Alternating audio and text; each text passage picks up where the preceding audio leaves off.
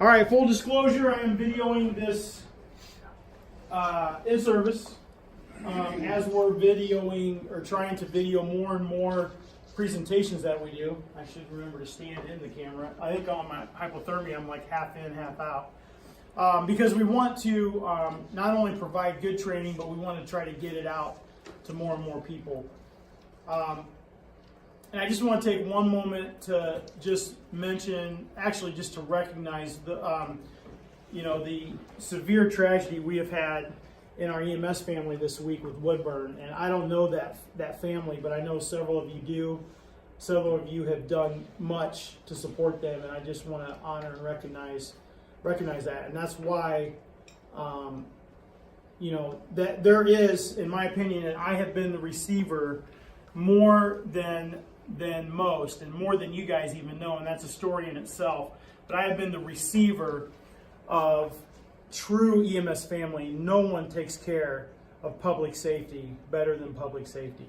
And I can say that from experience, and I know you guys have, some of you have had a really rough time this week, and my heart goes out to you, and so does, I'm sure, all of us. So, all right, so tonight we're going to talk about a subject that's near and dear to my heart. First of all, I'm Ben Maston. You guys, I'm sure, all know me. Paramedic with Lutheran EMS full-time, Northeast part-time, and actually just started here doing training, and will eventually get on a truck when I can get a couple t-shirts and have a few extra minutes to spare. I'll get on a truck here and be here part-time also. Been doing this a long time, love what I do, have had a really good career. I have seen and done some really cool things. And what I've noticed in my career here in the last 6 months to a year, more like a year, that diabetes has done to me is there's not a good exit strategy for medics unless you're going to go be a nurse or maybe a PA or go into management. But, an old street medic that's just done a lot of cool things and seen a lot of cool things and has a heart for other people, there's not a really good way to go after you're not on a truck. And so I'm trying to fill what I feel is a niche is training after IV Tech is what I call it. IV Tech produces a lot of good EMTs and a lot of good paramedics, and that's what their model is designed for, is to do that. But then afterwards you get out and your continuing education responsibility falls on your shoulders and the organization you work for. And I feel like there's a gap there that somebody could fill of providing good continuing education for those after IV Tech, after they become a firefighter, a police officer, a medic. The question is how to make enough money to feed myself doing that and pay my child support. So once I get that figured out, I will be good to go. Diabetes is near and dear to my heart. I've been diabetic since I was 13. I'm 46. And unfortunately for me, I have not done a good job of taking care of myself for various reasons. And I am starting to pay the price for that. And diabetes is a train that once you get on it, there is no getting off of it. You can slow it down with good medication, good control, and good diet. But once that train's rolling down the track, you're pretty much stuck on that. And what I say is they start cutting stuff off of you, and when they get to your waist, they just pretty much put you in the ground. So they've started with half my foot. We'll see how long. Thankfully, I'm taller than most, and so hopefully I can go a little longer than some of the others before they get to my waist. But diabetes is one of those things, though, that affects so many people that you guys are running into diabetes at probably almost every shift. I mean, time and time and time again. And so there's a lot of things that you're seeing in the house and a lot of changes that I think you're seeing in the residence or where you're running into your diabetics. And that's why I put this together, is to try to just show you some of the newest technology, some of the things out there like what you mentioned, the Libre, the sensor that's on the arm that's advertised now, things that are helping diabetics live better with their illness.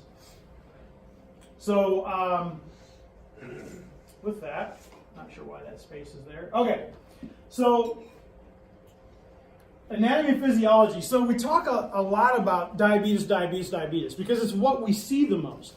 But diabetes is an actual problem with the endocrine system of our body. And the endocrine system, as you can see, is made up of many different things. And in fact, your entire endocrine system is ran by a little like pistachio or olive-sized organ in your brain called your pituitary gland, a gland in your brain. Runs your entire endocrine system. So your adrenal glands, your fight or flight system, you know, the thing that says when that guy wanted to beat you up in the playground and you got scared and you had to decide whether to fight for your life or to run away and fight another day.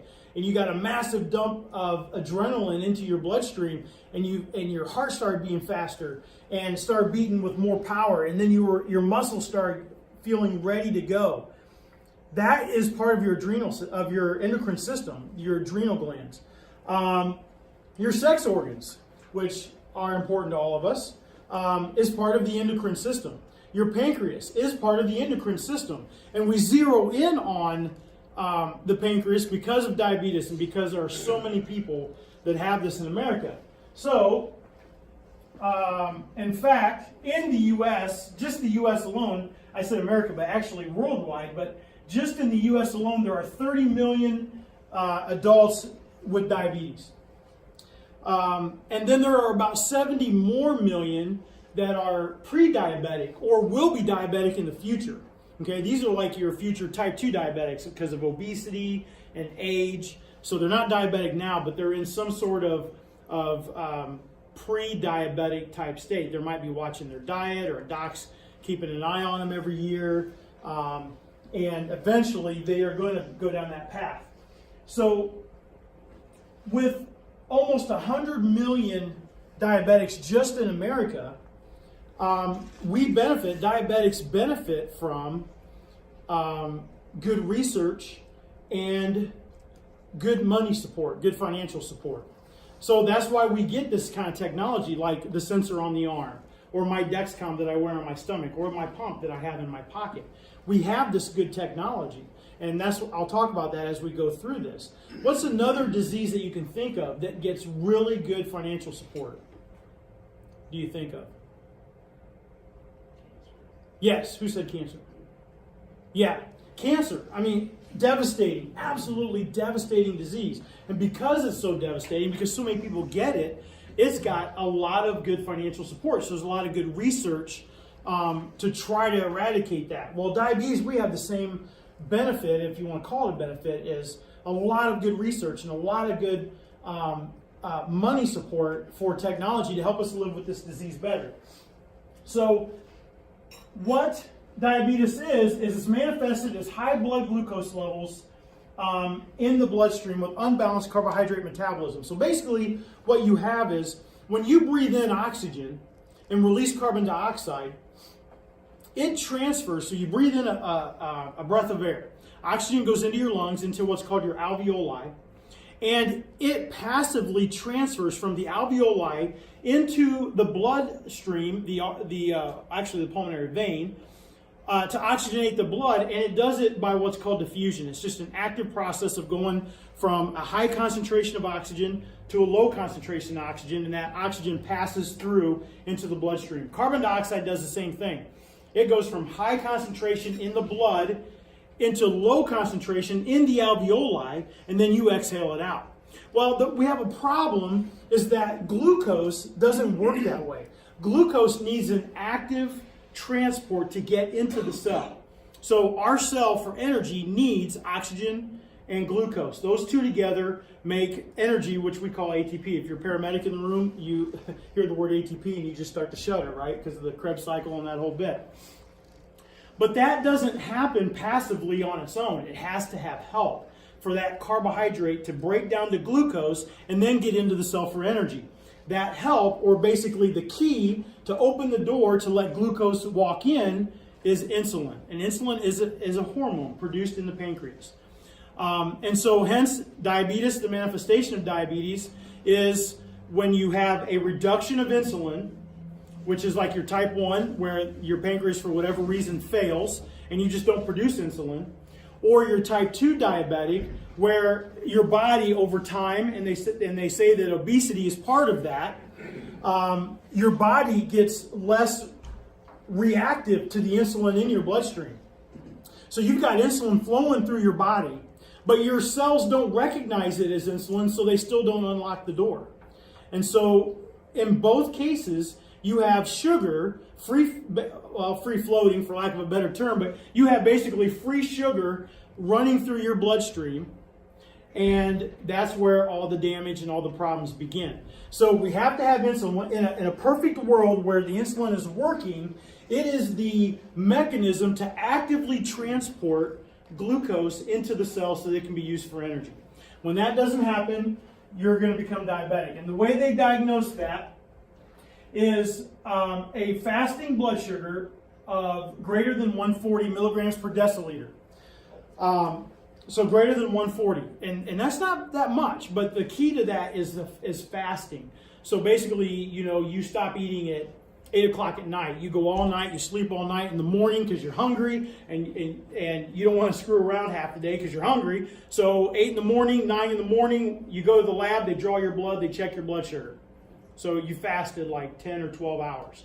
If it's over 140, now I would guess that they wouldn't do that just off of one reading, but they might make you do it a time or two. But if it's over 140, that is diagnostic for diabetes. Otherwise, a non-fasting blood sugar greater than 200. All right, so talk about this glucose crossing the cell membrane to be used for energy. So here's the thing about the body. This is a cool thing about the body, but it can also be detrimental. The body has several backup systems, backup mechanisms. The strongest force, probably, I think, in nature is the will to live, the desire to live. And in fact, just to divert, if any of you have been on a suicide, I think only one time in my career, and I've been on many, but only one time in my career have I been on a suicide that I knew for certain they did not have some sort of chemical help to pull that trigger or to hang themselves. They were under the influence of something, because you have to reduce your inhibition to not live.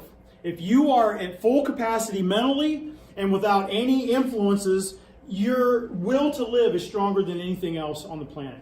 And so our body has backup systems, and we know this because of our training in CPR. If you stop breathing right now and your heart stops, you have a backup system. How long do we say you have, quote unquote, before you start dying? 4 to 6 minutes. Okay? The cell in the body, if it doesn't get oxygen and it doesn't circulate blood, will go into a backup metabolism mechanism to live. But the problem is it's not very efficient, and it produces a lot of waste, and it can't do it for very long. In fact, you can do it for 4 to 6 minutes. Well, if the cell is getting oxygen, but it's not getting glucose, it's going to tell itself the same thing. It's going to say, hey, I'm not getting fed right now, and I'm getting kind of hungry. Okay? And I don't get this big letting myself go hungry. And so the cell says, if I can't get sugar in me, then I got to start going for something else. I got to start eating myself. And so it'll start breaking down muscle tissue and fat. Now, this is a good thing if you're 80 pounds overweight and you're trying to get down to weight for your wedding, for prom, or get this girl to like you. You might want to drop 60 pounds in 3 weeks or a month. But the problem is that it will try to kill you in the process. And so the body will convert over and start eating fat. And so here's one of the first building blocks in our mechanism of high blood sugar. I am excessively hungry. So I can eat anything I want, basically, and I will still lose weight. And at times in my life, when I was hyperglycemic long term, I was losing 2 to 3 pounds a day. And I loved it. It was awesome. Except I felt like crap, and it was killing me. But the weight loss was awesome. So you're hungry, you eat all you want, and you still drop weight. The other thing that happens is the kidneys, they start kicking in. And the brain says, hey, kidneys, our blood sugar is too high, and we got to pee some of this sugar out of here, or we're going to get in trouble. And there's actually a number, and I don't know how, I Googled it. This is not my own intelligence, by the way. I Google everything and research it on the internet. So somebody else, had most of this information, but somewhere they discovered that when your blood sugar goes over 180, you will spill over glucose into your urine, and you will pee it out. So, if I'm diabetic and I'm not making insulin, and my sugar's 300-400, what are my kidneys going to do?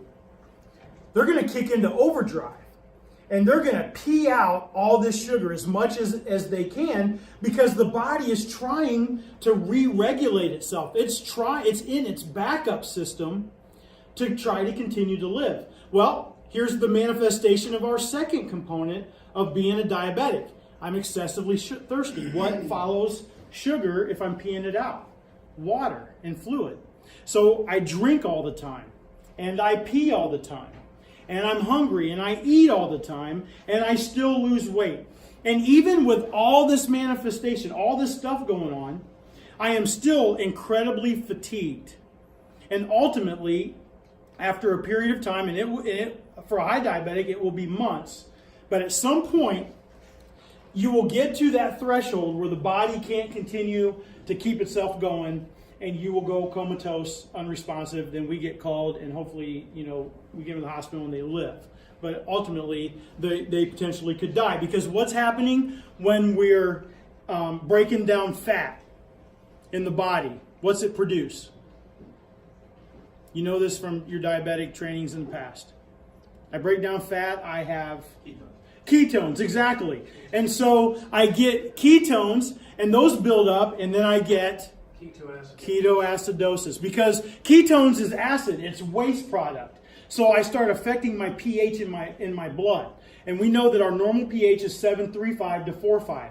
Now I can do a lot of things. I can function with a sugar of 400. I can hold my breath for like 30 seconds. I can go a day without drinking, or maybe I could go a lot longer without eating. But my pH level in my blood is incredibly sensitive. I go 1/10 of a point down, 7.2, and I start walking into potentially fatal territory with significant metabolic acidosis. Okay? So here's the next component of our diabetes. For our symptoms, my body says, I've got these ketones in my blood. I am acidotic. I've got poison that I can't get rid of, and my pH is dropping. And if I go much under 7.2, I will die. So the kidneys are trying to pee out sugar. How's the other way we try to fix acidosis? We try to breathe it off. Kussmaul's respirations. Deep breaths. And they'll breathe, and and all of a sudden they'll just... And a couple seconds later... And they're trying to breathe off that acidosis, those ketones. Okay, so this is the manifestation of our high diabetic. And this is a long-term thing. This is not your acute diabetic that goes to sleep in like 30 minutes. And we'll talk about them in just a little bit. So here is all that manifestation that I just went over. The polyuria, increased urination. Polydipsia, increased thirst. Polyphagia, increased hunger. And I've got weight loss, I'm thirsty, I got blurred vision, that's another manifestation, and fatigue. All right, so this is kind of as a side note, is there's another form of diabetes that happens to pregnant women. It's called gestational diabetes. I don't necessarily know why it happens. I'm not sure if they do either. But they're usually hyperglycemic without acidosis. So these patients normally will not go unresponsive from ketoacidosis. Okay, but the problem that they find with pregnant women and gestational diabetes is if it goes undiagnosed, they tend to produce higher birth weight babies. So you got a 10, 11-pound baby, they have to go to C-section, and they got a 10 or 11-pound baby. They possibly or potentially was diabetic during their pregnancy. Then after the baby's born, a woman has a predisposition to develop type 2 diabetes later in life. So potentially that person, as a middle-aged or later adult, might be type 2 diabetic. So we basically have our two different types. So I've mentioned type 1 normally happens sometime in that childhood age range. So they call it juvenile diabetes or type 1. The pancreas, for whatever reason, fails. It just stops working. And you could be 2 years old. I was 13 when I was initially diagnosed. you usually require, basically you do require daily insulin for the rest of your life. And you can live, if you stay under good control and watch what you eat, you can live a pretty decent, good life with your diabetes. Type 2, progressive insulin resistance. Gradual failure of insulin production. So this is why you have a patient and they're borderline diabetic. They've gone to the doctor, they're starting to trend higher in their sugars, and so the docs put them on a diet, told them to increase their exercise. Now, 6 months later, a year later, 2 years later, now they're on metformin, oral pill. Now they might take glyburide, oral pill. A couple others that we'll talk about. And then a year after that, now they got to do some insulin supplementation. They didn't get that weight off like they were trying to. And so now they're dosing long-term insulin to help cover during the day. And within 5 years or whatever, they're on insulin all the time. It's a progressive decrease in the sensitivity of the insulin that's in your body. And that's what we call type 2 or non-insulin dependent diabetes. So basically with diabetes, we have what I call the diabetic dance. Okay, with type 1 it's easy. They don't have insulin, so you gotta inject insulin. With type 2, it's a lot more complicated. And I call it the diabetic dance. Okay, and it's twofold. So I want to increase the insulin production of my pancreas, and I also want to make that insulin more sensitive, or the cells more sensitive to the insulin, so I can get that sugar into the cell. And then I also want to stop the other area, the other part of this dance, from producing insulin. Producing sugar. Where do we store where is our sugar stored? Hepatocytes. In the body. What? Hepatocytes. Hepatocytes, or the liver, exactly. And it's stored as what? Do you know? Glycogen, exactly. And so for paramedics in the room, when you give someone a milligram of glucagon, you're giving them a hormone, but you're not injecting sugar in their blood because it's only, number one, it's only a milligram. But what you are actually doing with that glucagon, and we give it when we can't get an IV and just directly give them sugar and water. Okay, I can't get an IV, I'm trying to put a little sugar paste in their mouth, and I'm waiting for that to work, and it's been a half hour, and they're still asleep, and I can't get an IV, so I'll give them a shot of glucagon in their muscle. What I am trying to do there, or what I am doing there, is I am telling the liver, dump your glycogen store.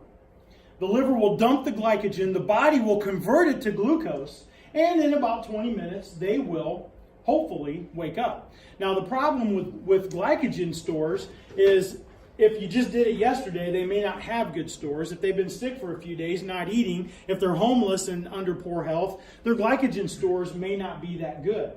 But ultimately, what we're trying to do is release that glycogen, convert it to glucose, and wake them up. So, what the doctors have done is we want to increase, this is the liver because it's the right side, and this is pancreas. We want to increase the pancreas making insulin, and we want to put the brake on the liver dropping its glycogen. So we have less sugar, or we have less capability of putting sugar in the blood, and we have more capability of putting insulin in the blood to deal with the sugar we have. And I call that the diabetic dance. And we have drugs to do that. Metformin, for example, works on the liver to block its release of glycogen. You can take a max of 2 grams a day, 2,000 milligrams. People will take anywhere from 500 to 1,000 in the morning and 500 to 1,000 at night.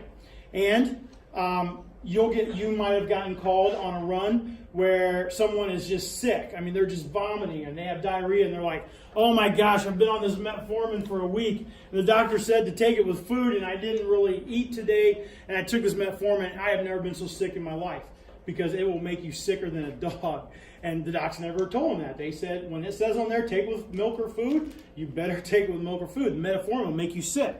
So you might get called for that. There's other meds called glyburide and glucovance and glucotrol. And these are on the pancreas side to try to stimulate more insulin. And sometimes they'll mix them both together. You take one pill that's got both in it. But the problem that we have seen, and that you guys have seen if you watch late night TV, is some of these diabetic medications, as we're trying to do this dance, the diabetic dance, it gets really hard on the body. And so you make these people more sick. And, the FDA gets pressured to approve something because it really does work. So they approve it, and 3 years later, it killed like 50 people. They all had MIs.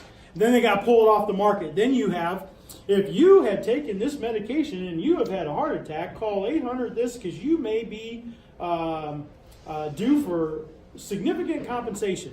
Okay, because we're hurting the body to try to help the body. And so they're still trying to figure this out. Well, in today's world, quote unquote world, with the new technologies out there, they've added a third component to this dance. And it is called Victoza and Simlin. And these medications also work on the stomach to slow the release of food into the intestines, which is where it gets absorbed. So if I can keep food in the stomach longer, then I keep it from getting absorbed, right, in the intestines, which will help me keep my sugar down. And these meds were incredibly effective. And we will talk about that a little bit. And I have a Victoza story to tell you here in just a little bit. So those are the three components of the dance. All right, so we've talked about the hyperglycemia. What about hypoglycemia? So this is where you're running on most of your diabetics, is that they go too low. And they go low for several reasons. They might not be able to see to draw up their insulin. They might be older and just not as careful. They might not feel good, and so they haven't eaten for 2 days, but they still took their medicine. Or they have a problem that as they get older as diabetics, their body loses the sensitivity to low blood sugar. And it happens quickly. These are the patients that you get called on, unresponsive party at Kroger parking lot. And you got called because they are unresponsive, like in the drive lane of the parking lot. And you get there and they're out, they're sitting there. Foot might even be on the brake. And there's a half-eaten sandwich on the seat. Or there's chocolate drooling from their mouth and a half-eaten candy bar. Because they might have felt it coming on, but they didn't feel it come on early enough, and it come on them quick enough that before they could get in there, get their candy, get back to the vehicle and eat it, they were out. And when these people go out, they're not going to wake up until we come and wake them up. Okay? Because when the brain does not get enough glucose, it will go to sleep. If the brain doesn't get enough oxygen, it will go to sleep. And the brain and the heart is the most sensitive to oxygen and glucose. It can't go without it. For even a few seconds. Just try to choke somebody out, or watch MMA when they choke somebody out. 30 seconds and they're done. They try to tap out in 10 seconds and then they're out. So you can't go long without it. And it comes on really quick. Now we do feel symptoms, but all of us are different. I start feeling my symptoms at like 60 and 50. I'm still functional at 40, but I don't like it. And about under 40, I'm pretty much more worthless than I am when I'm at 100. Because depending on who you ask, I can be pretty worthless. But some people, they get down to 70 or 60 and they're asleep. They're out. Their world comes to a crashing halt. And so that varies for each person. But you get shaky, you get really sweaty.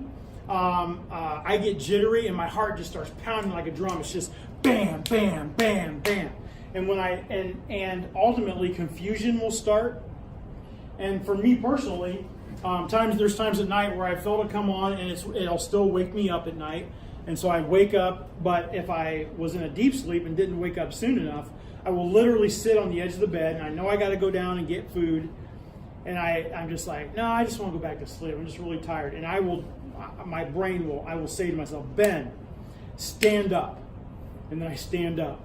Ben, go down the stairs and get candy. And I just keep telling myself, go down the stairs and get candy. Or wherever I'm at. I have to just literally give myself these instructions to get myself motivated too, because you just lose your motivation. And so if you got people that are a little older, they're maybe bedridden or they're, do a lot of sitting, they're so relaxed, and then they start getting tired, and they just don't want to get up, and then they'll just go to sleep, and then you guys get called, and we run on them all the time. And here is where our technology comes in. This is why we wear our sensors, because we don't like to check our sugar by poking our fingers all the time, because it hurts, it's a pain in the butt, and you got to do it all the time. So we wear these sensors that will register our sugar and give us alerts and warnings, like our phones will go off, or we carry something in our pocket, it'll start vibrating when our sugar goes low. And there's family that, somebody, they thought, well, they were just fell asleep watching the Colts game on a Sunday afternoon, and then they hear their alarm go off, and then they just call 911. They go, I didn't even check his sugar. I just called you guys because he's been asleep for an hour and his alarm went off, and I know he's low. And they just know, and so then we get called. So the complications, we pretty much have gone over them. Blood sugar less than 60. That's pretty much what our protocol is for treatment. Now, of course, you're going to treat the patient, not the number. But as a general rule, our number for intervention is 60 or under. And for me personally, if someone is 55 and they're awake and they can eat, well, by God, I'm going to have you eat. Here, let's get you a sandwich. Buy them a Coke if you're at a restaurant or something. Hey, if we could just get some food, we'll pay you. We'll make sure you get paid, and have them eat. Now, if they're starting to drool or get confused and uncooperative, then I just am like, yeah, let's just go ahead and IV them and give them sugar. But if they can eat naturally, then that's the best way to do it. And it's even now it's better because we use D10.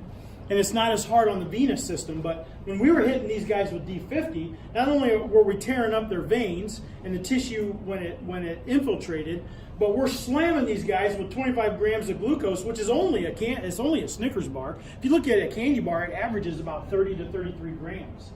But it's just like taking a Percocet, 2 Percocet, because you got a bad toothache, and you get sleepy and go to sleep. But if I grind, it's designed to dissolve over 6 hours. If I grind up that Percocet and inject it in my vein, I go unresponsive and quit breathing with the needle still in me. Okay? This sugar is the same way. I give you 25 grams, but I slam it IV, goes straight to your system. Yeah, you're awake in 30 seconds, but now your sugar's 300. So what are you going to do after I leave? You're going to take 10 units of insulin because my sugar's 300, right? And so you just have this perpetual problem of trying to get these guys regulated. With DKA, hyperglycemia, our protocol is we treat over, I believe it's 250, or I think it's 250, or it's 250 mils of fluid. I might be getting that wrong. But here's the mistake that I see a lot of us make. Oh, their sugar's 300. Bam! I gotta blow them 500 mils of fluid. But what if they got bad kidneys and they can't pee out 500 mils of fluid? Their sugar's 300, but they're not in DKA. They're not doing Kussmaul's respirations. They're not comatose. You don't smell sugar on their breath. Their sugar's 300. I ate candy on the way here, and I didn't dose it. And so right now, my sugar, or that sugar won't read. Well, it was 234, but it's starting to drop a little bit. But my sugar's 234. I ate candy on the way here. Because I was hungry and I could just dose myself. But my point is, I don't need 500 mils of fluid because my sugar's 234. Okay. Now, if I'm on the ground asleep and I look sick and I look like I've lost 50 pounds overnight and I'm unresponsive, and you smell sugar on my breath, okay, now I need 500 mils of fluid. Do you get the difference? Because I feel like as responders, I think we make that mistake a lot. Oh, the sugar's high, I gotta just blow them fluid. And you don't necessarily have to do that. All right. So for low diabetics, as a general rule, this is what I say. So you walk in and, oh man, you check the truck, or maybe you didn't check the truck, and they left you without glucose strips. And so you got an unresponsive diabetic and you can't check a sugar. Well, as a general rule, a dry diabetic is a high diabetic, and a wet diabetic is a low diabetic. Now, that's not 100%, but as a general rule, if they're low, they're going to sweat like crazy. And again, these are how you get called, because the spouse rolled over, and they rolled over into a wet bed because they just sweat like crazy. And so they were like, and they couldn't wake him up. He's low. They called 911. So a wet diabetic is usually low, and a dry diabetic is usually high, as a general rule. So you can just kind of use that as a quick little guide. But in both cases, you have some of the same symptoms. Unresponsiveness, seizure, shaking or tremors. Increased morbidity and mortality, and increased morbidity and mortality. So some of these things are the same, but then you have the other things like, the increased peeing, the fruity breath. So you can ask the family, has he dropped a lot of weight in a short amount of time? Oh yeah, man. I just like 15-year-old. And this is what was my deal when I was 13. Yeah, I just thought I was over summer, and my grandma, she just thought it was football practice. We're doing freaking two-a-days all of August, and I'd come home and drink a gallon of milk, and I was dropping probably like a pound every other day, and they just thought it was football. And you'll get that. Family's like, yeah, man, he started running for wrestling, and he's even wearing the stupid garbage bag thing to sweat out all his weight. And so we just thought it was his practices. But no, it's a blood sugar thing. So look for those other things. Has he been drinking a lot, more than usual? I mean, I know he goes to practice and then he drinks 3 Gatorades. But does he drink 3 Gatorades an hour on Sunday when he's not at practice? Well, yeah, he kind of does drink a lot, even on the weekends. And he's peeing all the time. Okay, so you have some of those other symptoms that are going along with these that are on each side of this equation. All right, so how do we treat it? Well, with type 1, we said it's insulin. And people do shots. Some people just carry shots with them. The insulin is subcutaneous. That's the way it will work. And please don't go out and do this if you happen to be suicidal, but I have had a couple people try to attempt suicide by taking their family members' insulin, ripping off the top, and drinking the vial. Okay, note to self, that will not work. That stuff will hit your acid and kill the entire thing. Remember, it's a hormone. It's kind of like a living thing in your body, so that acid is going to kill it. You inject it IV, yeah, that will kill you quickly. But we inject it sub-Q. It slowly diffuses through the fatty tissue to get into the body. Because of new technology, nice thing is we start carrying pumps. And so a lot of your patients are going to have a pump. Okay? And I'll talk in just a second of why I recommend that you basically just ignore the pump. And I'll explain why. Just leave it alone. And and I'll tell you why. Because, number one, this pump is $5,000. To buy this pump, it was $5,000. The supplies with my insurance, and I've got decent insurance, but my supplies are about $150 a month. So I cheat. I'm supposed to change my site every 3 days. I change it about every 3 weeks. So I make my supplies last, and all diabetics do that. My Dexcom that comes to my phone or to my pump, which now it's not reading on my pump because every once in a while it'll get disrupted. But my Dexcom unit is $7,000 to buy that thing. My supplies for that, with insurance, my cost $500 every 3 months. So this stuff is freaking expensive. So if you pull my side off, where my Dexcom is right now, it's right here. Really small, nice and small. I've taped it on because I'm on my 3rd round of this. It's supposed to go 10 days. I'm on round 3. But you pull that off, you've pulled off probably $50 worth of gear, and I'm going to wake up and I'm going to be pissed because you didn't need to do that. And I'll explain why in just a second. So with this insulin, again, we are dealing with the insulin side of the dance.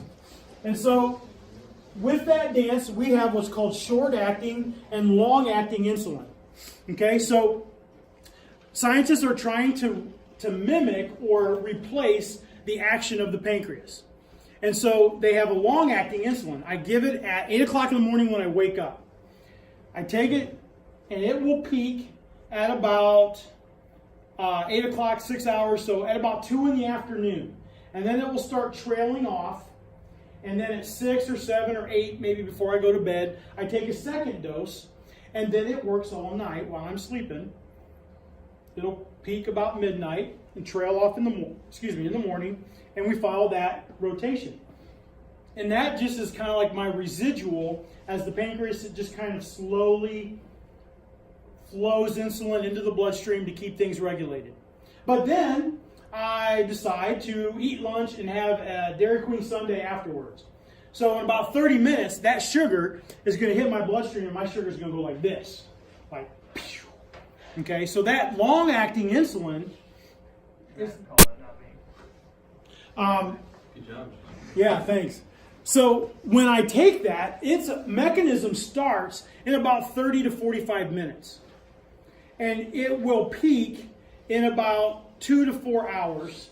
And at hour 5 and 6, it's pretty much out of my system.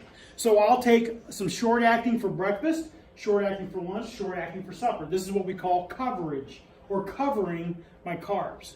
Okay? And this is why this pump is meaningless to you.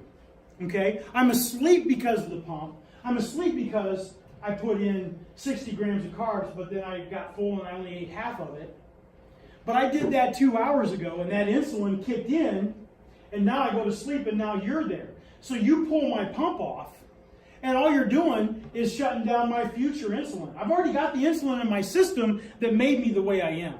And so the pump is irrelevant. Does that make sense? And back in the day, they used to tell medics, because I never did, but they used to tell medics, just pull the pump off.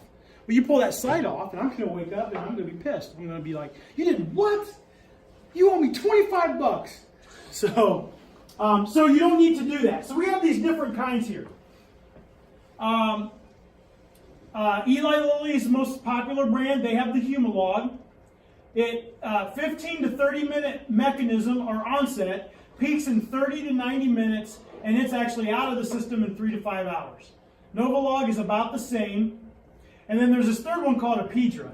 Apidra is the Dollar General of insulin. I mean, it sucks. I never liked it. It didn't work well. It's the low bargain ball stuff to try to undercut Eli Lilly. And so you'll have some diabetics that'll have Apidra, but I don't like it. They have some short acting. This one's not as popular, but Regular and Novolin. Let's get a drink break. Oh, there it is.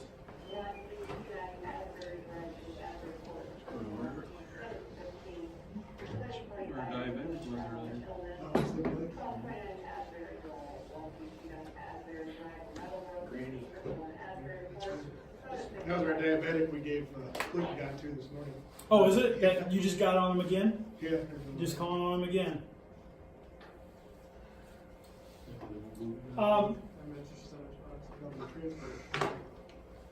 So you've probably heard of Humulin R or Regular before, and it's also a short acting, but it doesn't get out of the system as fast as up here. So it's a little. They're considering rapid. This one's short, and then MPH is a medium acting. Its onset is 1 to 2 hours. It peaks. It peaks in 4 to 12, and then it's out of the system in 18 to 24. It's called MPH or Humulin N. And you might have heard these terms from a diabetic patient, or might have seen it on the vial. And then your long acting, and here you go. This is Lantus, and then there's a new one, and you've probably seen this commercial on TV. It's called Trujeo, and it's just a long acting insulin designed to give you that more long-term coverage of your body, not for those peaks of the sugar. And then there's Levemir that I mentioned, and that's a Novolog or Novolin product. Lantus is Humulin. And then this other one, Tresiba, and you've probably seen the commercial for Tresiba. These are just some of the new medications that are coming out now. And then you have this Premix 7030, where you get some fast acting, but then it's also mixed with some long acting. Novolin has a 7030. There's a 50-50 and a 75-25. So you can get this stuff mixed in different ways. But I've found, I mean, in my pump, those that are just using a pump are just going with Humalog or Novolog. I just go with the short-acting insulin. And basically what my pump is designed to give me that, what we call basal rate. Mine is 2 units an hour. So my pump's just going to give me 2 units an hour to cover me through the day. And then when I eat food, I put in my carbohydrates and it converts to what units I need, and then it gives me that bolus for my food coverage. So you still have to do it yourself? Yes. Now, and I'm jumping ahead, but I'll just jump to the hardware. My pump is called T-Slim, made by a company called Tandem. They have a thing called Basal IQ, and they're connected with Dexcom, and Dexcom now, with their latest sensor, can predict my low. So on my phone, it'll say, you're going to be low in 30 minutes. And when that happens, it will tell my pump to stop giving me insulin, and it will stop. And then when it predicts that I'm going to come back to normal, or I eat food and I shoot up, then it will start again. Next summer, that came this summer, got FDA approval, and now next summer they're going to go the other way. When Dexcom predicts me going high, it's going to give me more insulin without me having to do anything. And when that is approved and perfected, which is supposed to be this year, this summer, they're going to call it an artificial pancreas. And hopefully, for me, it'll just be hands off. And that'll be nice when that comes out. And that is the technology, that we get to benefit from to try to make diabetes easier to live with. So that would take care of all your coverages throughout the day? I mean, it would do. Well, that I'm not sure about. I'm not sure then if I knew that I was eating a candy bar, would I still put in 30 grams and get an extra dose? I'm actually not sure on that part. I read up a little bit on it, but I haven't read up all the details. All right, so we talked about with type 2, diet, exercise, and medication. Obviously with type 1, diet's a good idea. For anybody, diet's a good idea. But specifically with type 2, the first salvo, the first volley of trying to fight this monster is to control your diet and to start exercising, to burn up those carbohydrates when you eat something. And then if that fails, then ultimately you'll go on medication. And so these are the medications that we're talking about. And some of these I think you're probably familiar with. Glipizide, which is generic for glucotrol, and that's a pretty popular one. Amaryl used to be popular, but I think it might have got pulled off the market. And glimepiride was its one. Then down here, glyburide, that's another popular one, and its trade name was diabeta glycinase micronase. And again, those were like in the 90s. That was a med that I could have gotten on, was glycinase or diabeta. And then this one, the glyburide mixed with the metformin. Remember, the metformin is the working on the liver, and they call it glucovance. And I was on that one for a time. I'm kind of a unique bird because I was 330 pounds when I was 331. I guess I started having issues, and then I dropped a bunch of weight. But I was diabetic at 13. I got back up to 330 at 15.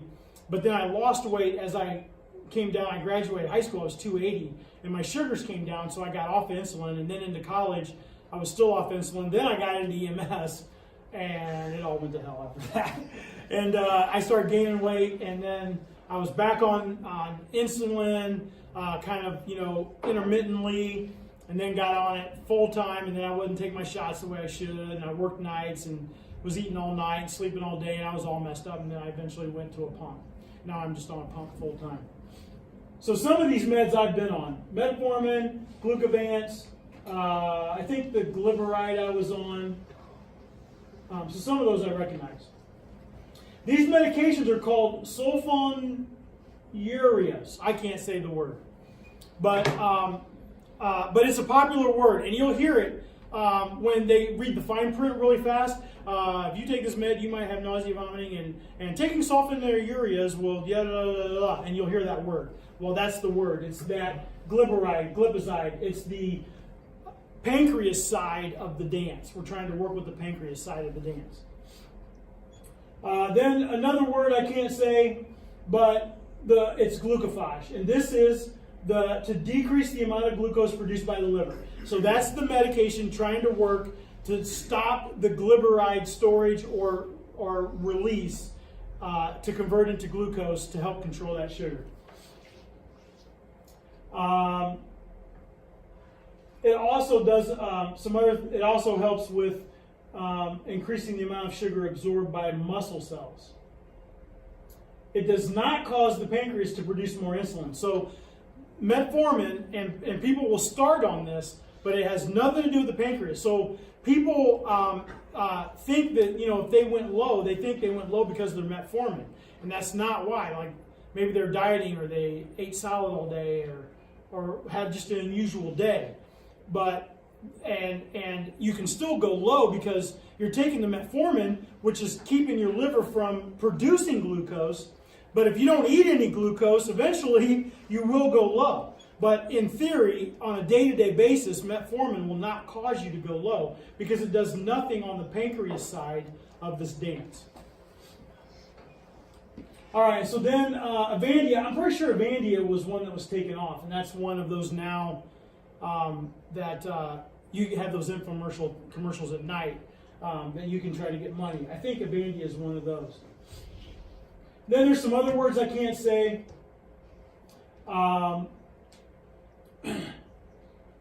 But down here, this med is called Simlin. So this is the amylin synthetic derivatives. Amylin is a naturally occurring hormone secreted by the pancreas along with insulin. So that derivative, they've made it synthetically, and they've called it Simlin. And this will help try to work with insulin to help keep blood sugars more level, so you don't get those spikes up and down. So you eat food, you're maybe taking insulin, or your body's making insulin. I give you some Simlin to make that insulin more effective, and so hopefully you don't get these high sugar spikes up. And then there's the incretin mimetics, which was the bane of my existence for about a year. There's one called Byetta, but the one that I want to focus on, so here's the symptoms for Byetta, or the indicators, and what I want to focus on are the side effects. So Byetta and Victoza work on the food to keep it from emptying the stomach. Can anybody see where I'm going with this? Food is literally, and I am not kidding, it is literally rotting in your stomach. Does anybody see that becoming a problem? It's a problem, trust me. You can go low because it's so effective. You also, when you don't feel like eating, and with this med, you don't feel like putting anything in your stomach, you also don't feel like drinking. So you get dehydrated. And then that is hard on the kidneys. So if you already have kidney trouble, being a diabetic, you've got to be careful taking a medication that's going to dehydrate you because you got to be drinking fluid. Common side effects: nausea, vomiting, diarrhea, feeling jittery, dizziness, and headache. Hungry, low sugar, hungry, low sugar, hungry, low sugar. I have food rotting in my stomach, I have food rotting in my stomach, I have food rotting in my stomach. The one that is this one. I'm telling you, this one works like you would not believe. This thing locked down my blood sugar, overnight. But here's the story. So you take the injection once a day, and you can adjust it. And the adjust rating is 0.3 micrograms, 0.6 micrograms, and 1.2 micrograms. It's literally like, it's like a drop that you can barely see is what you're injecting into yourself. Not much at all. And this thing will shut your body down like nobody's business. So, the story. I was working at Trop, and on my nights, if I had a night off, my kids like to go out, and they love to go to Steak and Shake. So it was my daughter's turn to go out, and she was like 8. So, she had a little hat on her head, and we go, and she's like, I get a milkshake. In fact, she's 15, still got to get a milkshake.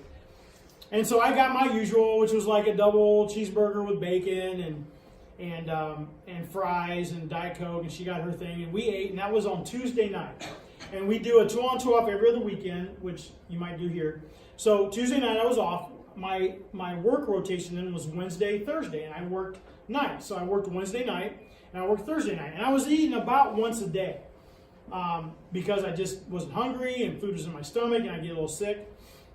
Friday morning was my birthday. And at the time, I was still married, and my wife actually still loved me. And so it was my birthday, and she called me on the phone to wish me happy birthday. I'm pulling into Troy, I work 7P to 7A, and I'm talking to her on the phone. I'm sitting in the truck there in the bay, and I'm like, babe, I've got to hang up. I'm going to throw up. And she's like, you're gonna do what? You never throw up. I'm like, I know, but I got to go. And I jumped out of that truck. And I threw up, and I kid you not, I threw up food, my Tuesday night steak and shake, that I could still recognize in the trash can as steak and shake. Tuesday night, Wednesday night, Thursday night, Friday morning. I mean, we're talking like 56 hours. That is the problem with Victoza. So what does your body do when food is rotting in your gut for 3 days? It dumps water into your intestines to flush it out. And I kid you not, it was a mental thing, but I could sit there. You know how you could sit somewhere on a mountain with Tibetan monks and contemplate your existence? I could sit in the ambulance at night and feel water draining into my intestines. And I knew that within 30 minutes I'd have diarrhea. I'd have to find a toilet. And a couple times I had to call out of service. I just said, medic, I think we were 17. Medic 17 out of service for illness. And I called dispatch and say, it's my med. I'll be back. I'll be good in an hour or a half hour. See ya.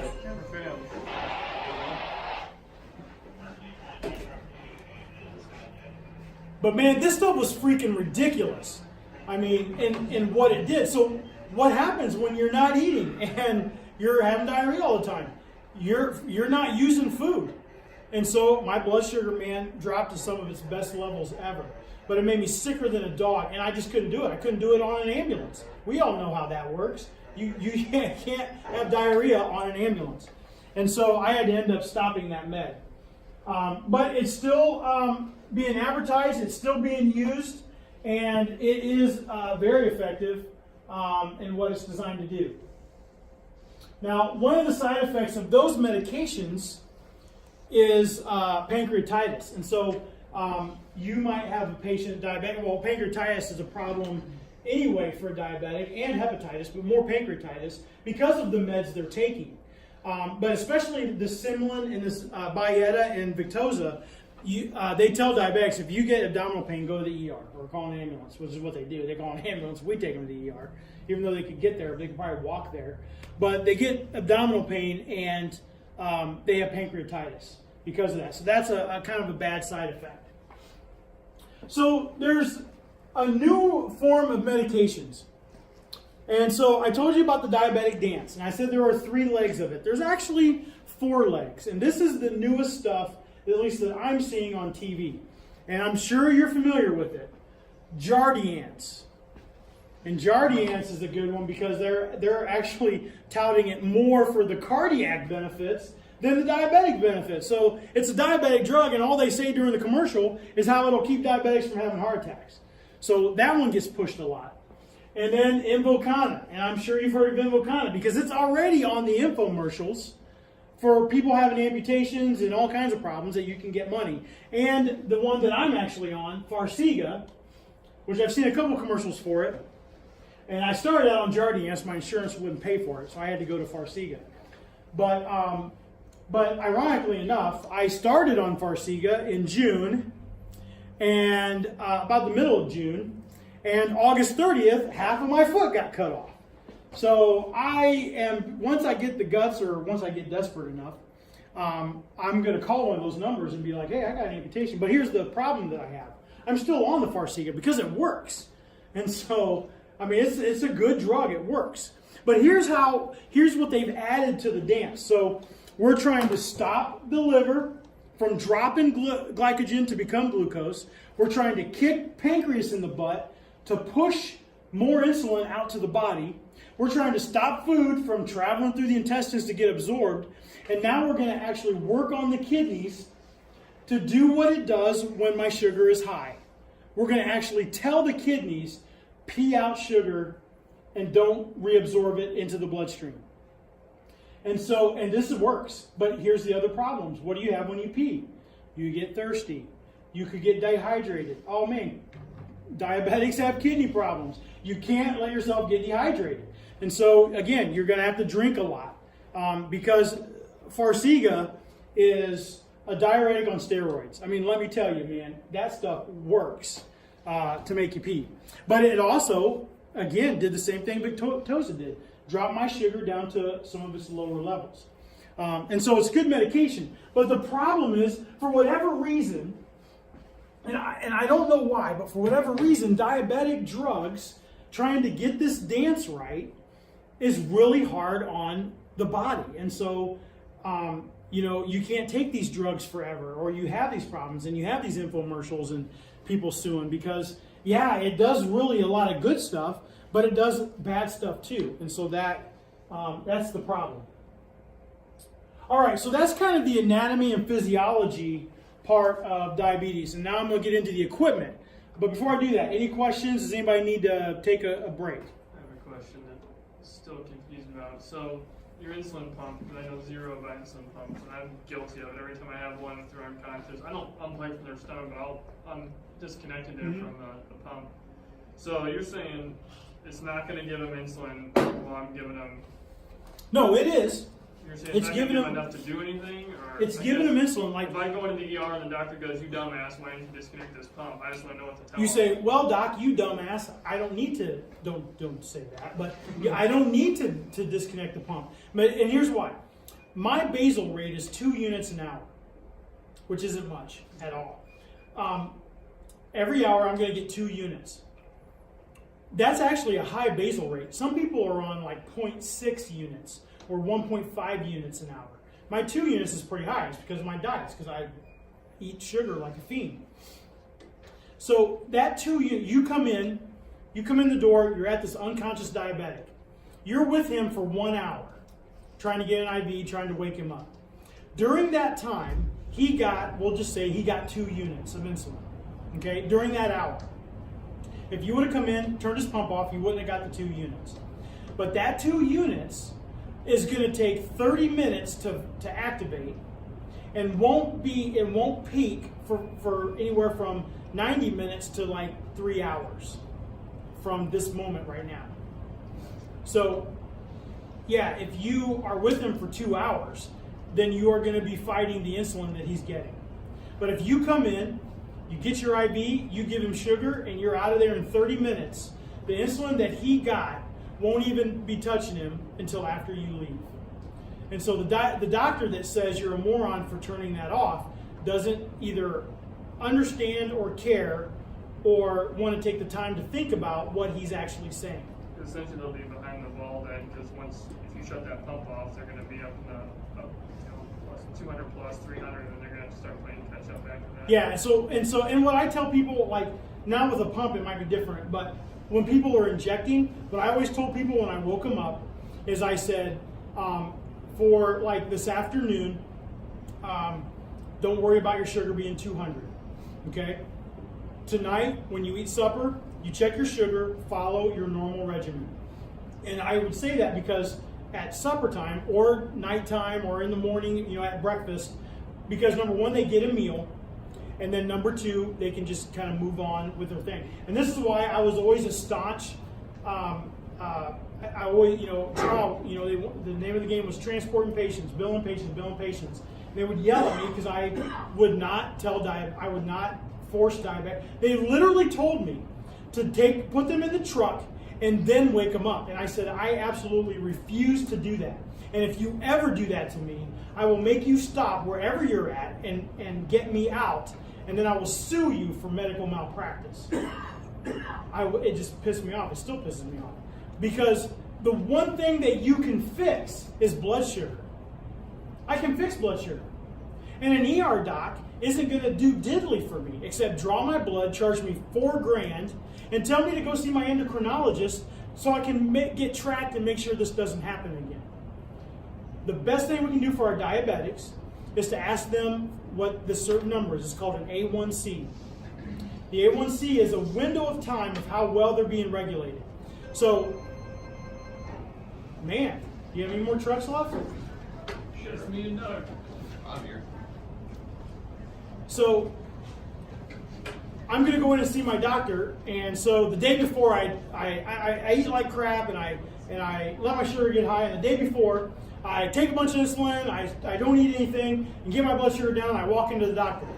And he goes, I say, I'm good to go, doc, my sugar's good. He checks it, oh yeah, your sugar's good today, it's like 110. Yep, I'm ready to go. He goes, well, I'm going to prick your finger, we're going to do what's called an A1C test. And I went, what? We're going to do an A1C test where I'm going to take a 3-month window into how well you've been regulated. And I went, what? Yeah, it's just like getting your blood sugar checked, but this is so you can't cheat. And I'm like, uh-oh, because I was cheating. And takes my A1C and the number's like 12. And he comes in and goes, you're a moron. You think you can just put your... He's like, I know exactly what you did. You took all your insulin yesterday, you didn't eat, come in here, sugar's 110, you're good to go. But this test tells me that your blood sugar averages over 300 every day. Oh, sorry, doc. Well, okay, you got me there. So, if you really want to help your diabetic, if he knows that number, ask him what his A1C is. If it's 10 or 11 or 12 or even 8, because they want it to be under 7 if you're diabetic, he doesn't need to go to the ER. He needs to go see an endocrinologist. And you can recommend, hey, ask your family doctor to do this test. And if he doesn't know what you're talking about, you need to find a diabetic specialist. And that is how you can really start to help your diabetics. So that's a long answer to your question, but does it make sense? Yeah. Okay. All right, so equipment. Now, here's the thing about equipment, like I've already alluded to. Number one, you probably have to have a pretty good job that has pretty good insurance, because this stuff is expensive, and the supplies are expensive. And insulin and insulin pump supplies is no different than the EpiPen saga that we're already dealing with.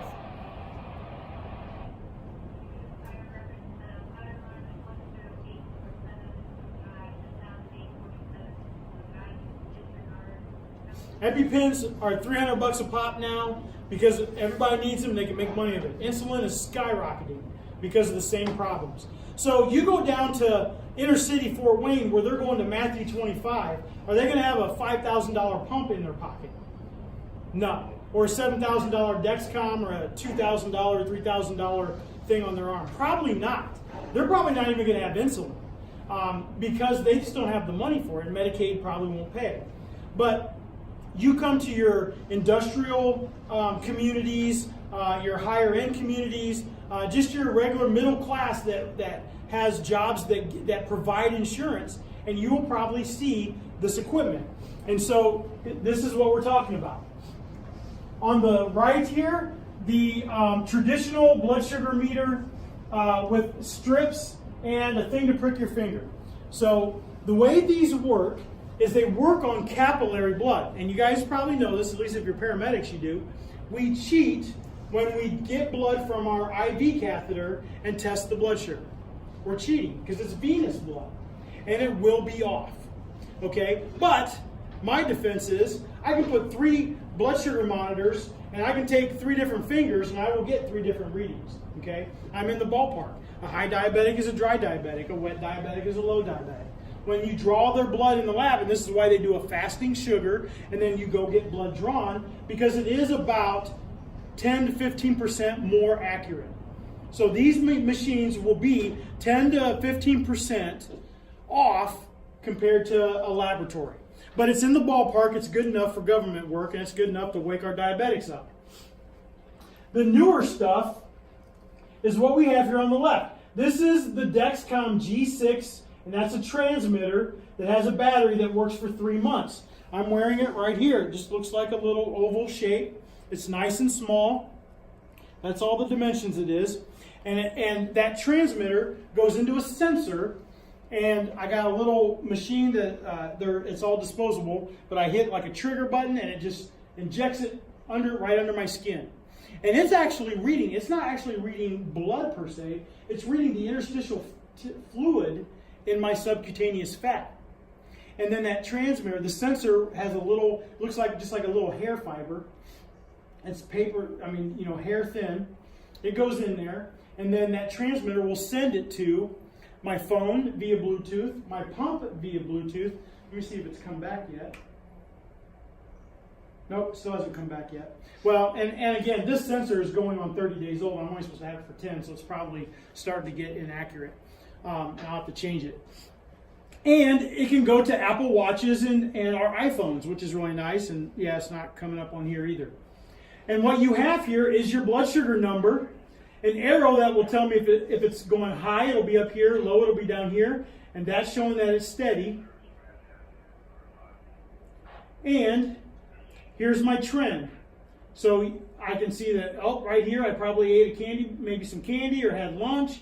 It went up a little bit, but I dosed my insulin and it's starting to come back down, and I'm at 110. I'm at a good number. And that's basically how these are working. If it goes too low, whatever my parameter is, mine is set at 60, I think, I'll get a warning on my phone, low glucose, low glucose. If it goes high, which mine's set at 180, it'll say high glucose. Unfortunately, mine says high more than it says low. But I'm working on it. Here's the old, this is the Dexcom G5, the one that I had before that one. There's the sensor part that you replace every 10 days. There's the little piece of hair like metal that you can't hardly see. And here's the receiver that you can put in your pocket. This is not Bluetooth. So with the older generation, we had to carry an extra thing in our pocket to read. But what you can see is the same thing. There's the number. Over the last 3 hours, here's my trend. So he dropped down here to about 100. Then he must have ate, and it went up, and then he probably dosed himself. And there he's on a trend. His arrow is coming down. And so these are how these things read. And if they go too low, it will warn you, hopefully, before you go to sleep. Because I know if I go to sleep, my coworkers are going to come strip me naked and probably hang me out in the front yard to freeze to death. So my biggest fear was going low at work or going low in my coverage area.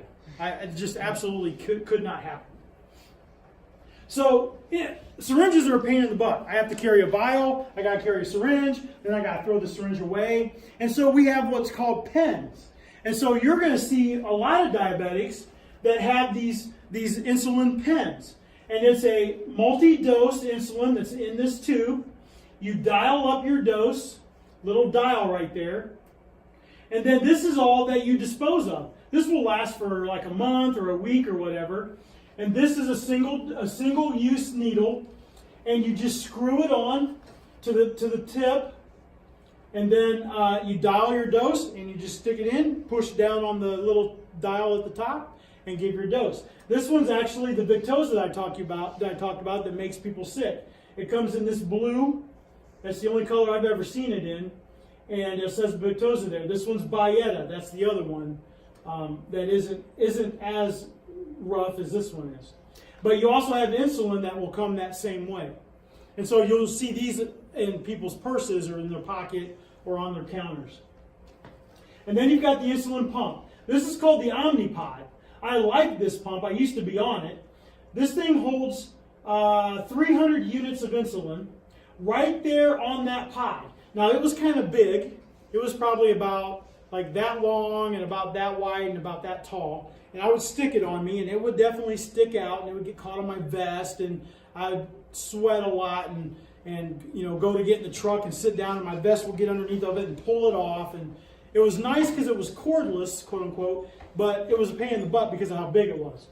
But you just stick that on your skin, and then you had this big PDA Palm Pilot looking thing that would talk to it, and that's where I did all my doses. So when I would eat, I would go to that Palm Pilot thing that I had to carry in my pocket, and I would dose up, and then wirelessly it would talk to the pod, and it would give me my insulin. 300 units would last about 3 to 4 days, and when it was done, I just got a notice on my thing that it was done. I pull it off, throw it away, and put a new one on. This is another very popular one. It's called the Medtronic. In fact, this one's more popular than the other two, my T-Slim that I'm wearing and the Omnipod. This is the one that you're probably seeing on almost everybody. And this is corded just like mine, or like a tubing, basically. In my tubing, you know, like Josiah was talking about, you come in a diabetic, they're asleep, you can unplug this and set it on the table, and it's, you know, kind of dripping a little bit. And this tubing is replaceable, and my little injection site is right there. So it just comes in, it's like 24 inches, I think, right to my sub-Q. There's my, I guess I can do this on camera. Cue the music. So there's my insulin injection site. There's my Dexcom. So they're not very big. And this holds 200 units in a cartridge that I take my little pocket knife and I just will pop that out. This will slide out, and then I just replace the cartridge, fill it with 200 units, and then I'm good to go. I flush it, and I'm good for another 3 days, basically, about 3 to 4 days, depending on how much I use. Good for either type 1 or type 2 diabetics, because remember what I said is some type 2 diabetics are supplementing their medications with insulin. So they might take meds like for breakfast and lunch, but if they eat a big dinner or if they eat a big lunch, they dose a little bit of insulin. So they may or may not be on a pump. And then there's, you know, ones like me that whether I'm type 2 or type 1, it doesn't really matter anymore. I'm diabetic and I just am on a pump all the time. All right, so we're wrapping up here. So I'm going to finish with a diabetic case story. 46-year-old male, been diabetic for 33 years. Type 2, currently on insulin pump. History of neuropathy and prior foot problems. 95% non-sensation to feet, meaning that if he would step in a bathtub of water, he could not tell you if it was hot or cold. His girlfriend would put her feet on his feet or legs and say, "Feel my feet, how cold they are." And he had no idea whether they were cold or hot or anything. And she was a nurse, so he didn't tell her because she just would freak out and decide that she needed to run fast and run far from this diabetic, which actually eventually happened anyway. His blood sugar average was about 150 to 250. Was at more the 250 end until he got on the Farxiga, and then it started coming down, and his blood sugar was actually at really good levels. Discovered an approximately 1-inch laceration to left foot on Monday, July 9th, 2017. It was actually not even that long. It was more like about a half inch. But he was on vacation in Florida with his kids and with his girlfriend, and there was broken seashells everywhere. And he always wore swim shoes. Everywhere he went, he wore swim shoes because to protect his feet. But his right foot he had prior problems with, and he rotated, his right foot when he walked, rotated to the right. Well, you get in the sand, and it tips down, and he got a small cut right above the shoe line on his right foot. He bandaged it up because he knew first aid. I know CPR. And so he wrapped it up in a Band-Aid, and there it actually was. And is not very big at all. So July 11th, he begins to feel signs of infection, chills, fever, and fatigue. July 12th, he returns home from Florida and immediately goes to the foot doctor for treatment and is prescribed antibiotics. He actually called the doctor on the way home, and she said, "Go to the nearest ER right now for IV antibiotics." And he said, "Nope, that is not going to happen because he's got his 2 kids in the car, 14 and 12, and he is 2 hours south of Atlanta, and he is not going to go to Atlanta to the ER where they will keep him for 4 days, and he's got to figure out how to get his 2 kids home. So, not going to happen. He's going to drive home. I will see you tomorrow morning."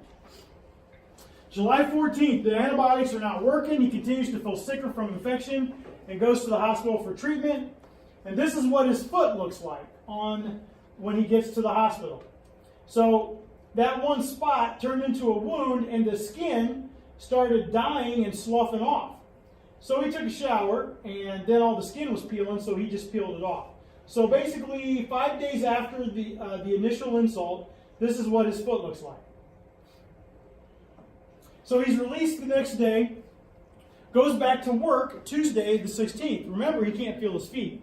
So this doesn't really hurt. So he goes back to the ambulance and works his normal job because he's a workaholic and a moron and pays a lot of child support, a ridiculous amount of child support, actually. And worked from Tuesday the 16th through early Sunday morning. He called off work for a Sunday shift, which never happens, due to severe symptoms of infection, fever, chills, weakness, fatigue, and pain. He is now feeling the pain in his foot. He is also feeling like he is going to fall over dead at any second. Sunday the 21st, he goes back to the hospital due to infection and growth of the wound. Actually, at this point, he is septic and is in the ER and laying there after he had drugged his half-dead carcass into the ER. And he's laying there in the bed, and they do bilateral 18 gauges and 2 liters of fluid running wide open, and they start hanging about every antibody they can find. And I'm laying there in the bed, and all of a sudden, this bell just goes off in my head. I just went, oh my gosh, they are running sepsis protocol on me. I am septic. I'm like, oh my gosh, I'm going to die of sepsis. I mean, I just didn't imagine. I mean, I had no real concept. I mean, I knew I had infection, but I knew I felt like I was going to fall over dead at any second. But I was septic. My lactic was 2.2, and I am like, holy cow, they are running sepsis protocol on me. So this is what my foot looks like. Whoops, I guess that's the only picture. So this is what my foot looks like at this time. All this skin is sloughed off, and this was still to come. As you can see, that right there is, I just haven't pulled it off yet. So it went from that to that. Okay, so at this point, it's been 11, 12 days. Released on the 23rd, and this time I'm on light duty, working in the office. The wound appears to be healing throughout the month. So I was able to stay out of the hospital for a month, thank goodness. Was off work and just in the office doing whatever they had for me to do. And it did look like the wound was healing. August 23rd, it was a Friday, and it was about 10 o'clock. I mean, I just remember I was sitting in the office, and all of a sudden, I start feeling cold. And I'm like, gosh, dang it. And I'm like, well, maybe it's because the air conditioning's on. And so I think I had a pullover or something. Might have had my pullover thing. And I'm like, no, I've got chills. I was like, gosh, dang it. And so I told Missy in the office lady, I got infection again. I've got to go to the doctor and get another antibiotic. And so, so that afternoon, I didn't even go to the doctor. I just called him and told him I got infection. And he said, go to the ER. He's like, I don't even need to look at it. Go to the ER. So for the third time in basically a month, I am back in the ER, and that's what my wound looks like. And it had tried to heal. So some of the skin, gosh, dang it, some of the skin had tried to heal because I wasn't walking on it every day at work, right? So some of that skin had tried to heal. But it was still pretty much covering half of my foot. And it also hurt. And it was infected. So August 30th, test revealed osteomyelitis in the cuboid bone, which is infection in the bone. And when you get infection in the bone, you don't even have to be diabetic. I mean, it's a death knell for the diabetic as far as your limb goes. But you could get infection in your bone and not be diabetic, and it just won't go away. You will carry that infection literally for years. I got infection in my cuboid bone, and the doctor said that bone's got to come out. And he said most doctors would take your whole leg, take your lower leg. I'm going to just try to take half of your foot, and we'll see what happens. We'll see how it goes, I think was what he said.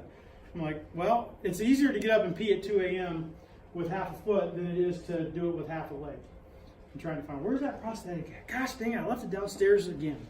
So basically about 5 to 6 weeks after that initial little red cut there, half of my foot is gone. September 6th, post-surgery, a week. Patient is home with subclavian PICC line with home IV antibiotics for 6 weeks. That's the other thing, is infection is basically like freaking cancer. I had a PICC line. It was actually in my chest. They did a subclavian one. And I was doing, initially doing antibiotics twice a day, IV antibiotics through that PICC line. And then because of my kidney numbers, they had to switch to a new antibiotic, and I was just doing it once a day. And I did that for 6 weeks. So it's almost like, I mean, I feel like I liken it, and I have no idea. I've never had cancer. I don't want to make light of chemotherapy, but I felt like it was probably like chemotherapy, where you have to go and you've got a port, and they have to put medicine in you every day. That's kind of what I think it would feel like.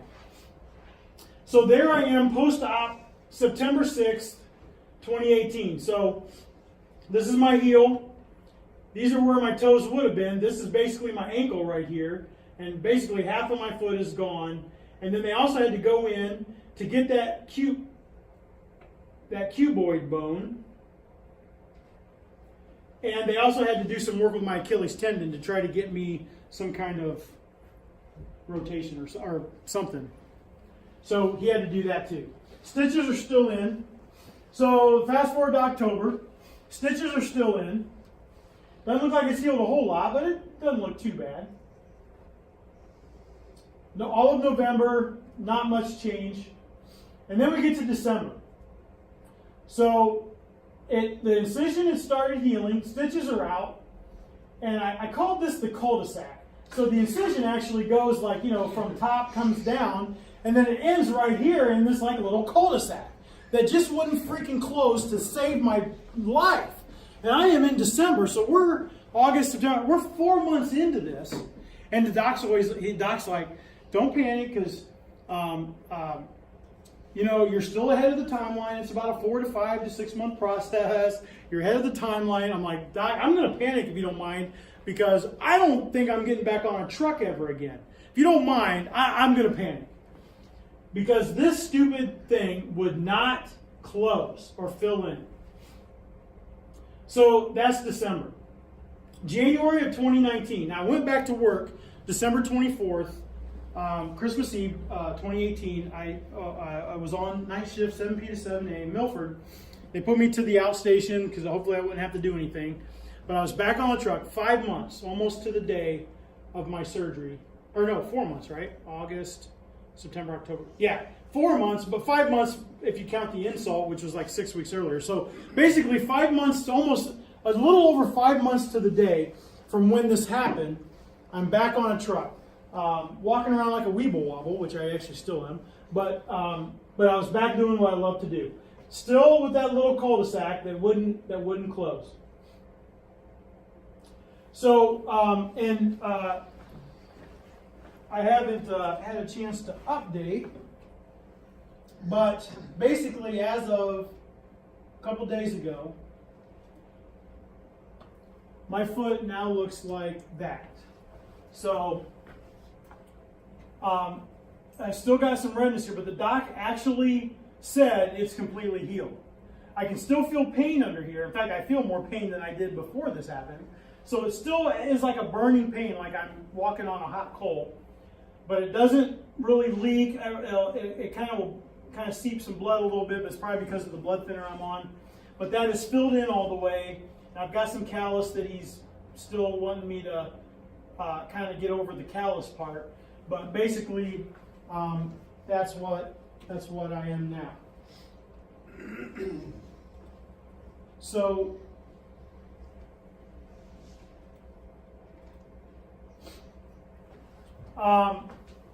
what did this cost me? What did this cost you guys as being insure payers? I'm not on Medicaid or anything, but we all pay premiums based on how much money outgo that the insurance companies are going to pay. And me, and don't slip my tires, but because of me, you guys are paying more. There was Michael Ray, if any of you guys know Michael Ray, who just is an engine of thought, is probably the only one that ever got this, but I think maybe a couple others did too. They're like, Ben, if we were smart, we would get rid of you. And I was like, why? Because you're costing all of us money. Because I use my insurance, to the max normally every year. I'm like, yeah, you're actually right. Thank you very much. What do you want? Christmas card? You want me to come wash your car a couple times in the summer? because I'm not going anywhere. But he's right. So what did this cost me? Medical care, and this was till like the beginning of January. I'm still under the care of my foot doctor, and my insurance is kicked over, so now I'm paying my deductible, and so now I'm out of pocket again. But so that was $250,000 for the ER visits, the medications. They were hitting me vancomycin every 4 hours, $600 a pop. And I was in the hospital 3 separate times, basically for 2 nights, 3 nights, and then a week. No, 2 weeks. Vanc every 4 hours. And then they had Zosyn, and they did some Roceprin a little bit. But that Vanc, man, is expensive. So $250,000 a pop. About $50,000 in income loss. And that's a guess. I work like a crazy man. I'm full-time. I work a lot of overtime. I work part-time at Northeast, make some good money there. I have a computer business that I do. So I probably lost about $50,000 worth of income. I was off work for 5 months. Potentially a 27-year EMS career over. Relationship stress. My girlfriend and I broke up just after the New Year. It was a mutual decision. She's a great woman. We're still friends, but we just decided that there was just too many issues to overcome. A lot of them, my medical issues, and financial stress. And I want to bring this to light.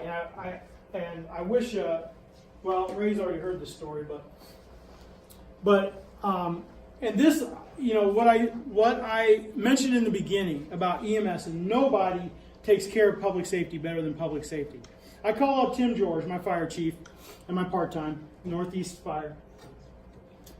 I told him, man, I said I got to cancel. I had some things coming up that I was helping out security for the city, some concerts and stuff, and Tim kind of organizes that as a city firefighter, and he gets us medics to kind of go do that. I was like, man, I got trouble. I got to cancel. And I said, I don't know if I'm going to get back on a truck again. I told him what happened, told him what I was facing, and he says, what can we do for you? Do you need a benefit? And I am not going to ask anybody for money, but I was like, well, I said, I probably do. I said, I don't want to ask anyone for money, but I probably could use something. And he goes, we'll get organized. And they did a benefit for me that you guys might have been at. And if you are, then you are part of the story. And I will never know everyone that has impacted me in this way and be able to thank them all. But this is that testimony. So they did a benefit for me, and I don't know how much it raised because they didn't give the money to me as in cash because it would be income. So they were like, give us your bills, we'll pay your bills. So they paid my mortgage for 3 months, $715 a month. So that's $2,100. Paid my car payment, I think twice. So that's $420. Paid my cell phone bill a couple months and a couple medical bills. So I'm guessing, like $5,000-$6,000. Well, little did I know, or anyone else for that matter, I applied for disability benefits. And I had transferred from Parkview to Lutheran in March. And this happened in July. And because I wasn't at Lutheran a year, they denied me for a disability claim. And so my disability company that took money out of my paycheck, even through this whole ordeal, has not paid me a dime for this scenario. So I lived off of that fire department money. Whatever, if you guys were there, if you guys gave anything, I lived off of you guys until October. And then I started sweating bullets in October because the money was gone. But people would send me $50, $100. A couple of friends of mine knew the story. They'd send $200. I had people from my hometown of Francisville who, I kid you not, I have not seen since I graduated high school in 1990, sending me $50 or $100. Benji, they called me Benji back then. Benji, we heard about your health issues. We're so sorry. We just want you to know that we love you. We're praying for you, and we know that this can get expensive. And I was little, and I would be like, God, I'd be like, I don't want to seem ungrateful, God. I mean, this is amazing, but $50 isn't going to cut it, man. I got a mortgage due this month. I need 2 more zeros behind this. You have got to do something here. And I was sweating bullets, and I'm like, now we're getting into November, and we're getting into December, and I'm like, I am not under the protection. My FMLA is over after 3 months. I am not under the protection of my FMLA to keep my job. My bosses should have cut me loose, been like, we got to throw this fish back. And my bosses were hung on to me and said, Ben, don't worry. You will have a job when you get back. You will have a job. And finally, I'm like, you're not going to have a choice. Somebody above your head in HR is going to come to you and say, throw that fish back in the water. And I was starting to get really nervous. And so December 24th, and this is the amazing part of this deal. December 24th, when I walked back on an ambulance for the first time in 5 months, I was 1 month behind in my mortgage and 1 month behind in my child support payment, which is $850. And that is not because I was getting money. I mean, I was getting a little bit. I was teaching at Northeast, they were paying me. I was teaching an EMT class. I am teaching an EMT class at Leesburg. And I was basically making enough money to pay my child support. My take-home pay for November was $52. $30 one pay period and $22 the next. And I stand here as my ending testimony to not only to God that just, I don't know where those extra zeros came from, but to all of you guys and the hundreds of people that went to that benefit, that have sent me money. I don't know how it happened, but I am caught up on my mortgage and I'm still trying to get that child support taken care of. Hopefully I'll do that here real soon. But it's because of you guys. It's because of this job. It's because of the uniform. It's because of what we stand for, and what no one else understands is that nobody takes care of public safety better than public safety. And I just hope that I can pay it forward. My time on a truck is ticking. I mean, I came back to my boss. I thanked him. I told him this story. I said, you didn't have to do that. Bosses don't do that. But I said, I got to tell you that I probably won't be on a truck in 5 years. So there's a clock ticking in my head. And my time is probably coming to an end. And I said, I want to stay in the Lutheran system. I want to stay with you. I mean, look at what you did for me. We don't quit our jobs, bosses. We quit our bosses. And there's no statement truer than that. We don't quit our jobs. We love our jobs. We love doing what we do. But we quit our bad leadership. And he is not bad leadership. But I told him, I said, I need to be thinking about what I'm going to do next, because I don't know what that is. I assume it'll be teaching. And what do you think he said to me? He said, Ben, I have already been thinking about that, and I have some ideas, and at some point here we will talk. Boss, who does that? Who does that? I mean, that's really the only boss that I've had that has gone to that extent. And I still grumble and complain. There's still mistakes that they make, and things that, this old medic thinks could be ran better. But it's just an amazing thing that has happened to me.